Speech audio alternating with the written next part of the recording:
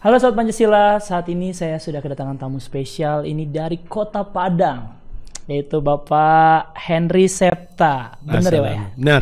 Saya takut sekali menyebutkan nama kalau salah nama ini Pak. Oke. Bapak apa kabar Pak? Alhamdulillah, baik Mas Kris, terima kasih. Iya, Makasih juga udah ngundang saya. Iya, selamat datang Pak di podcast Sampan. Siap, Bapak tahu nggak siap. podcast Sampan apa? Sampan. Sampan tuh kayaknya transport kali ya. Iya, Maksudnya bisa diartikan itu. Iya. Nah, tapi sebenarnya ini podcast Sampan itu singkatan dari sosialisasi Pancasila, Pak. Siap, Iya, ya. jadi kita harus mensosialisasikan Pancasila. Baik, Pak. Saat ini kesibukannya apa, Pak? Ya, pertama bismillahirrahmanirrahim. Assalamualaikum warahmatullahi wabarakatuh. Selamat sore atau selamat sejahtera semua ya, pemirsa, dan juga salam Pancasila. Salam buat pemirsa. kita semua.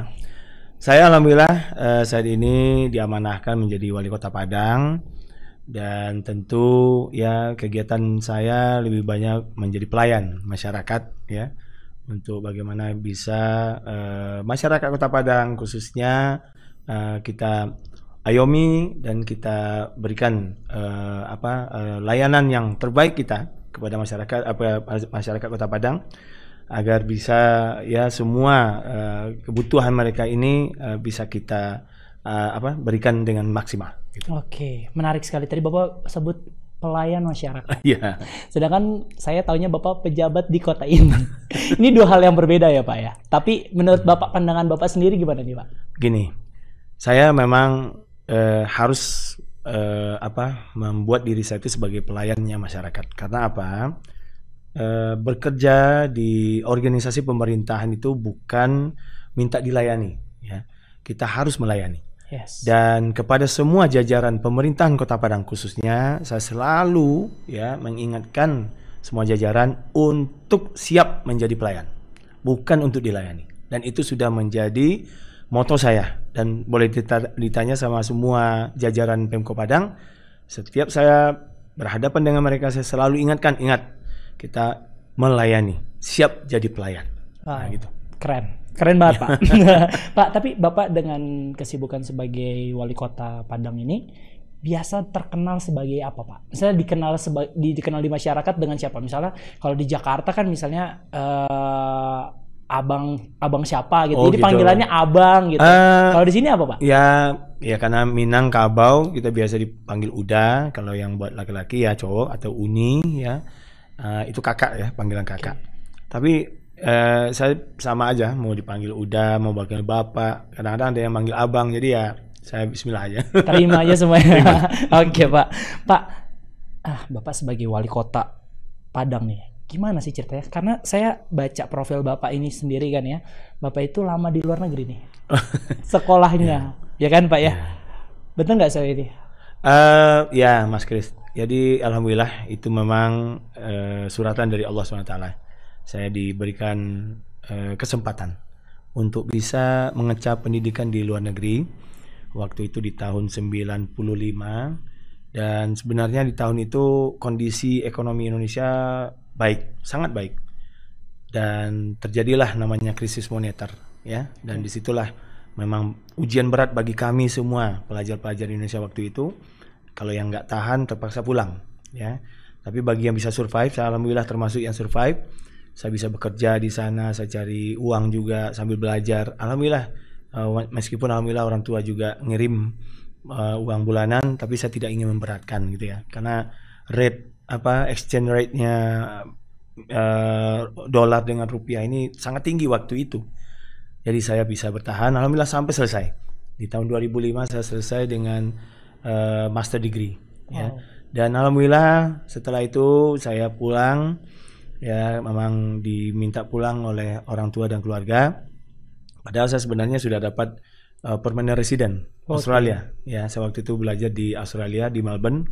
Saya diberikan permanent resident status. Nah, jadi saya tuh udah bisa lah jadi warga sana gitu ya. Kalau sebentar lagi bisa milih kewarganegaraan, tapi saya nggak mau pilih. Nah, disitulah ujian berat bagi saya, milih balik atau stay. Namun karena orang tua minta saya balik, saya balik. Nah, alhamdulillah sampai saya balik di 2005, 2006, saya diminta menjadi dosen. Ya, di dosen luar biasa lah ya. oleh Universitas Andalas yang waktu itu rektornya adalah Bapak Musliar Kasim yang pernah menjabat sebagai Wakil Menteri Pendidikan Republik Indonesia waktu itu. Dan saya ngajar, dan entah kenapa ya mungkin karena orang tua saya berasal dari bapak saya waktu itu diamanahkan dan sampai sekarang berada di dunia politik. Ya, bapak waktu itu ketua partai provinsi. Akhirnya saya masuk ke dunia politik. Ya, dan saya mulai karir sebagai anggota DPRD Kota Padang 2009-2014 dan saya istirahat. Terus alhamdulillah juga entah mungkin ini suratan, saya gabung lagi dengan Bapak Mahyadi Ansarullah dalam kancah Pilkada Kota Padang 2018 untuk pemilihan periode 2019-2024 ini. Ya, waktu itu saya jadi wakil wali kota, wakilnya Bapak Mahyadi. 2020 Bapak Mahyadi diamanahkan jadi gubernur, saya otomatis jadi wali naik kota. Ya, wah keren banget Pak, perjalanan karir Bapak tuh luar biasa ya.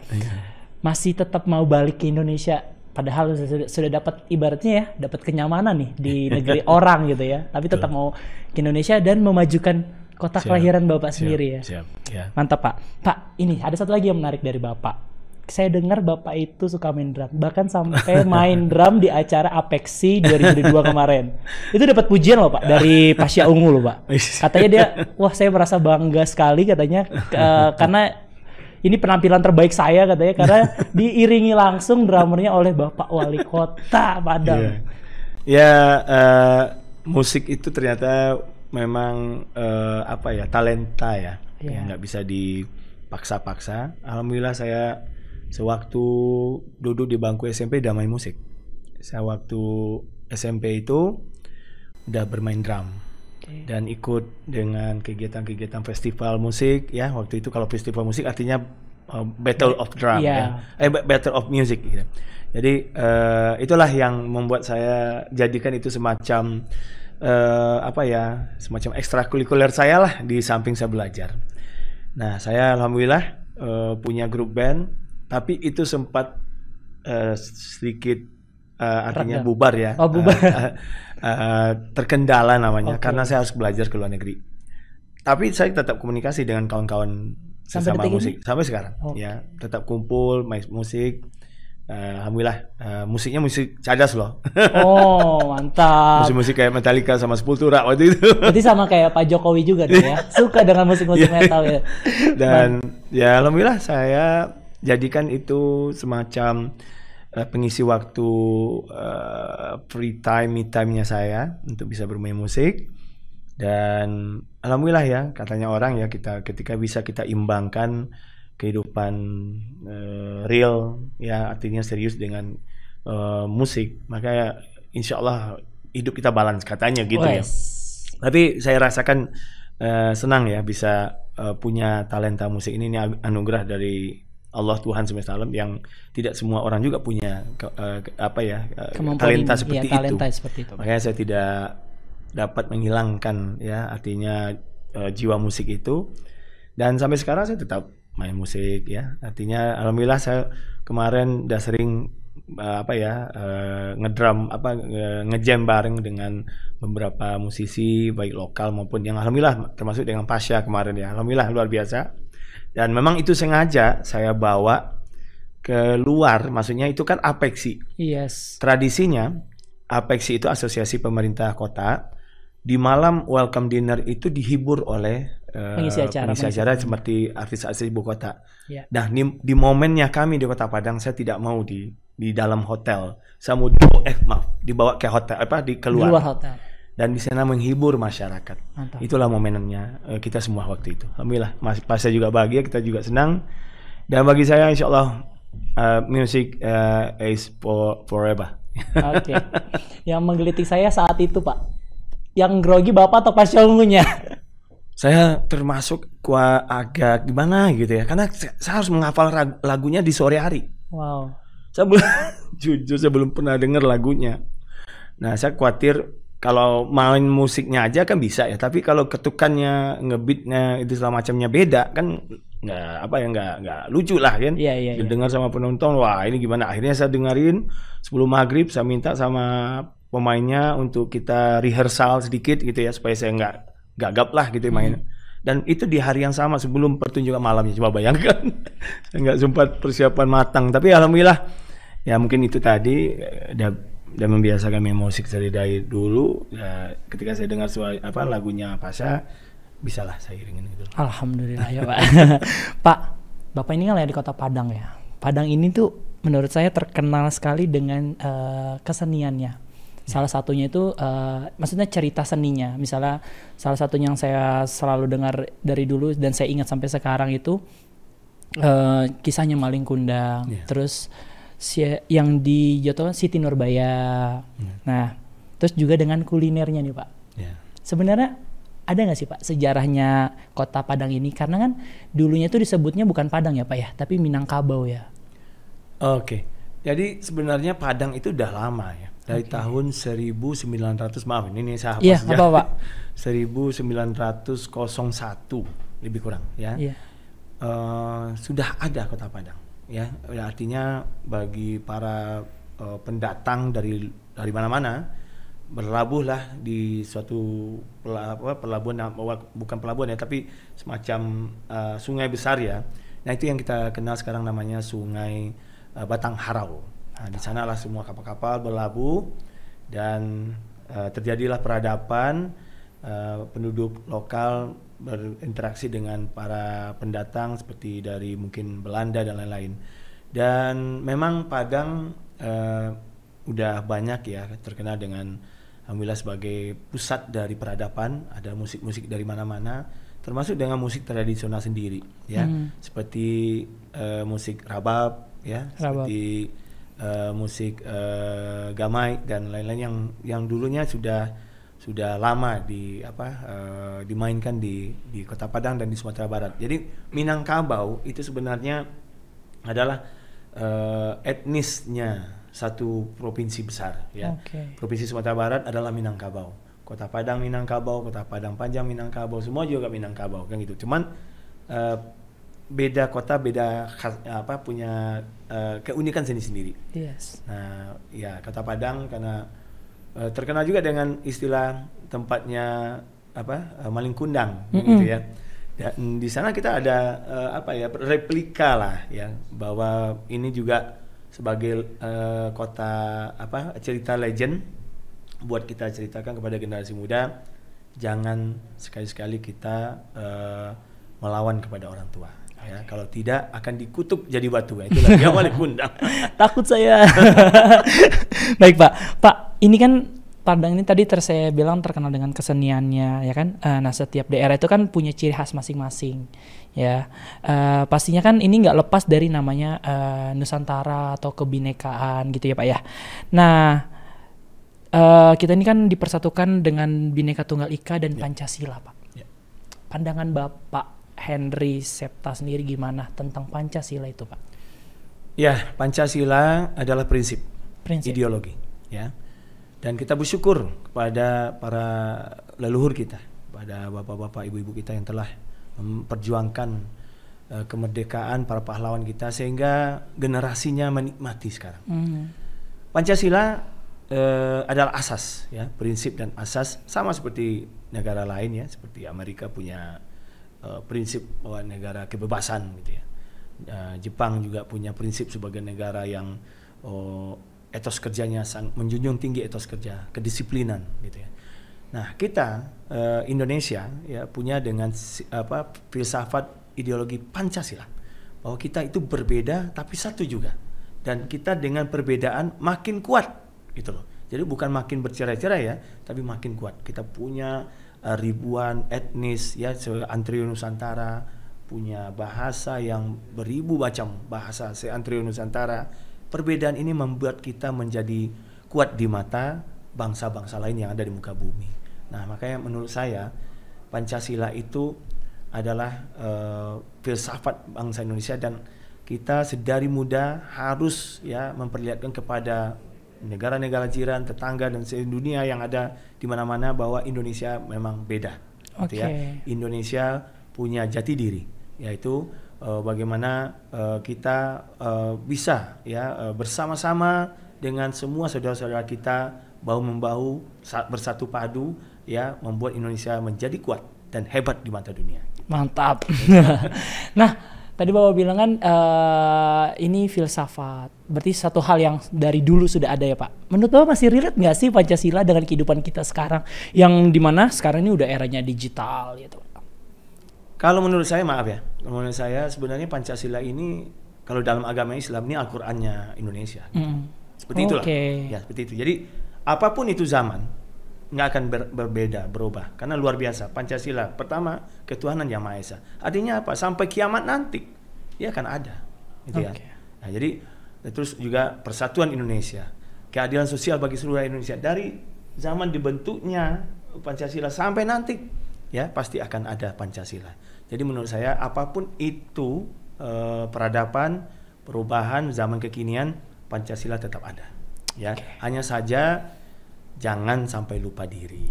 Nah, ini pesan saya kepada semua ya generasi muda. Ya boleh ya, artinya kita melek terhadap teknologi, tahu dengan peradaban lain, tapi kita jangan malu dengan filsafat kita, peradaban kita, ya tradisi kita. Lihatkan kepada dunia bahwa kita beda, kita hebat gitu. Biar jangan jadi follower ya, kita menjadi influencer. Nah, mantap. Follower. Influencer ya Pak. Baik. Pak. Nah, saya kan baru mendarat nih Pak di Kota Padang ya. Dari Jakarta. Kalau di Jakarta banyak tuh Pak rumah makan Padang. Tapi sepanjang jalan saya dari bandara sampai ke sini, saya nggak lihat satupun namanya rumah makan Padang, Pak. Kenapa itu bisa terjadi di Padang ini? Karena kita di Padang. Oh iya. Ya orang udah tahu lah ya. Artinya iya. Rumah di Padang tentu ya rumah makannya ya rumah makan ya. Tapi gini ya. Kalau di mana-mana di Jakarta, di Jawa, di mana-mana pasti tertulis rumah makan Padang. Nah, ketika para wisatawan, saudara-saudara kita yang berkunjung ke Kota Padang atau di mana saja di Sumatera Barat, nah ingat ya, rumah makan yang ada di Sumatera Barat ini jauh lebih nikmat. Jadi ya, kalau mau makan rendang yang enak datang langsung ke Kota Padang, betul ya? Karena rendang sendiri itu dari satu rumah makan ke tempat lain beda-beda rasa. Beda-beda cita rasa, beda-beda rasa, punya kekhasan masing-masing. Jadi nggak sama. Ya dengan ya mau maaf ya seperti rumah makan yang ada di kota lain mungkin dia modelnya gimana ya, tapi kalau di Kota Padang sini itu bermacam ya rumah masakan yang disungguhkan kepada kita dan juga para pengunjung wisatawan. Jadi wisatawan bisa milih hari ini mau makan apa, besok mau makan apa, besok mau makan apa lagi gitu kan. Jadi artinya banyak pilihan di Kota Padang. Mantap. Dan tidak ada rumah makan Padang. Tidak di Kota Padang. Di rumah makan saja ya Pak. Oke. Mbak, nih waktu di luar negeri kan nih kayak rendang tadi ya, sudah termasuk salah satu makanan yang sudah diakui di UNESCO ya Pak ya, sebagai warisan di Indonesia gitu. Waktu Bapak di luar negeri susah nggak tuh cari makanan-makanan Padang itu? Kalau lagi kangen mungkin? Ya di zamannya saya ya, tapi kalau sekarang kayaknya enggak lah. Waktu itu di tahun-tahun hampir 2000-an, milenium, memang agak sulit ya, karena rumah makan Padang nggak banyak. Maksudnya rumah makan Indonesia ataupun Padang belum banyak. Kita para pelajar ya copingnya dengan cara kita beli daging, kita masak dengan bumbu jadi yang ada gitu aja kalau kangen gitu ya. Atau kalau yang benar-benar ahlinya kan banyak juga ya keluarga Indonesia yang menetap di sana, yang berkeluarga di sana. Mereka beli bumbu di pasar-pasar Asia ya, beli dan rasanya nggak jauh beda, persis enak gitu ya. Jadi artinya nggak akan bikin homesick lah gitu, kalau kita ada waktu di sana. Cuman rumah makan nggak begitu banyak. Sekarang sewaktu saya kemarin 2017 saya ke sana, gak banyak. Alhamdulillah udah banyak sekali rumah makan. Jadi udah banyak pilihan bagi warga Indonesia yang berkunjung ke Australia misalnya, udah bisa menikmati makanan yang disuguhkan oleh rumah makan Indonesia atau Padang itu. Oke, mantap. Satu lagi Pak. Saya kebanyakan satu lagi ya. Gak apa-apa ya Pak. Nih Pak, saya dengar dan saya baca juga bahwa di Padang ini nggak ada yang namanya minimarket yang ya pokoknya sudah terkenal di kota-kota lain tuh Pak. Jadi di sini tuh katanya minimarketnya itu UKM yang ada di sini Pak. Itu gimana ceritanya bisa sampai sebegitu ingin memajukannya UKM yang ada di sini Pak? Ya sebenarnya kita sih tidak menghalangi investasi, ya. Tapi ya ini sudah menjadi komitmen pemerintah, baik dengan pemerintah provinsi, dengan Bapak Gubernur, dan para bupati dan wali kota se-Sumatera Barat untuk bagaimana menjaga pelaku usaha lokal, UMKM lokal, untuk bisa menjadi raja di daerahnya sendiri. Jadi artinya seperti minimarket itu kebanyakan pemiliknya adalah para saudara-saudara kita sendiri. Ya, kita tidak, ya sebenarnya ya kita Pancasila ya, kita harus bersatu. Tapi kami berharap ya mudah-mudahan tidak saja di zamannya kami, tapi nantinya di masa-masa yang akan datang, yang para generasi muda akan menggantikan kami, bertahanlah untuk bisa bagaimana mempertahankan para pelaku usaha lokal, ya. Karena ya kita banyak di Kota Padang saja kita punya 40.300 UMKM loh. Nah, artinya bagaimanapun juga kita berusaha memberikan pangsa pasar yang merata sehingga UMKM kita hidup. Seperti kita bikin acara Apexi kemarin, saya sengaja bahwa itu berharap ada perputaran uang yang banyak mengalir di Kota Padang, karena semua tamu kita datang tentunya dia membawa uang dan belanja dan lain-lain. Dan dalam beberapa hari terakhir kemarin itu semua sektor ya, baik itu di perhotelan, rumah makan, toko-toko dan segala macam, beredarlah luar biasa miliaran, sampai 21 miliar uang yang beredar dalam waktu 5 hari itu. Alhamdulillah. Ya.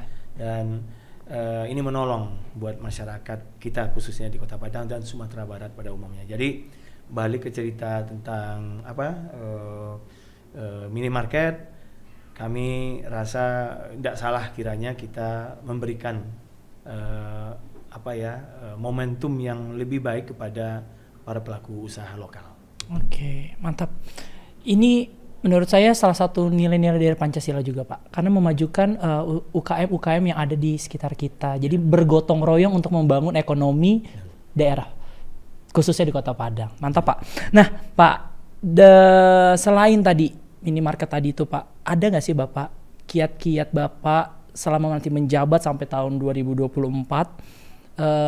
untuk anak muda, Pak, supaya mereka tuh tidak meninggalkan nilai-nilai Pancasila, kebinekaan, bahkan budaya-budaya kita kan cukup terkenal ya, Pak ya, di Padang ini gitu. Ya. Ada nggak sih, Pak? Ya, alhamdulillah sewaktu Apexi berlangsung beberapa hari yang lalu, tepatnya tanggal 7 sampai 10 Agustus, kami juga sudah melakukan soft launching. Gedung serbaguna untuk para generasi muda yang punya bakat dan punya talenta dalam hal ekonomi kreatif. Dan ini kita berikan seluas-luasnya kepada mereka. Alhamdulillah gedung itu sementara kita sudah launching, tapi kita menunggu Bapak Menteri ini, Bapak Menteri Sandiaga Salahuddin Uno untuk meresmikannya. Wow. Dia adalah youth centernya Kota Padang. Jadi gedung Bagindo Aziz Khan Youth Center Kota Padang. Ya, inilah yang nanti kita harapkan semua generasi muda menggunakan gedung ini sebagai wadah tempat mereka berinteraksi satu sama lain dan melihatkan kemampuannya kepada kita semua. Dan di sisi lain, ya kita berharap akan tercipta lapangan pekerjaan. Ya, di bidang ekonomi kreatif yang 17 subsektor tersebut. Yes. Nah, inilah yang kita berikan kepada generasi muda pada periode ini. Alhamdulillah ya semua menerima, ya tinggal kita menjalankan dengan serius. Saya tadi sudah bicara dengan Mas Gilang Ramadan, insya Allah dalam waktu dekat kita akan adakan beberapa event ya bersama dengan BPIP ya, apalagi yang bergerak di bidang kebudayaan. Mudah-mudahan insya Allah ini memberikan semangat yang tinggi kepada generasi muda untuk lebih aktif, lebih inovatif, lebih kreatif mengisi kemerdekaan. Betul, ya, karena kita baru merayakan Hari Kemerdekaan Republik Indonesia yang ke-77. Dan insya Allah inilah cara kita menghargai jasa para pahlawannya. Oke, Pak, kita berdoa sama-sama supaya lancar. Amin. Dan semua bisa mendatangkan kebaikan untuk kita semua ya, Pak ya. Amin. Baik, Pak, sebelumnya Pak udah tahu belum salam Pancasila? Salam Pancasila. Iya. Ya. Tahu filosofinya nggak, Pak? Pancasila. Iya Pak, jadi salam Pancasila itu kan seperti ini Pak, tegak lurus di atas bahu kita, menandakan bahwa kita ini memegang teguh lima sila Pancasila di punggung kita masing-masing gitu Pak. Nah untuk mengakhiri podcast kita sore hari ini, saya mau ntar kalau saya bilang salam Pancasila, Bapak nanti juga ucapkan salam Pancasila ya. Salam Pancasila. Salam Pancasila. Nah, mantap. Terima kasih Bapak udah datang ke podcast Sampan.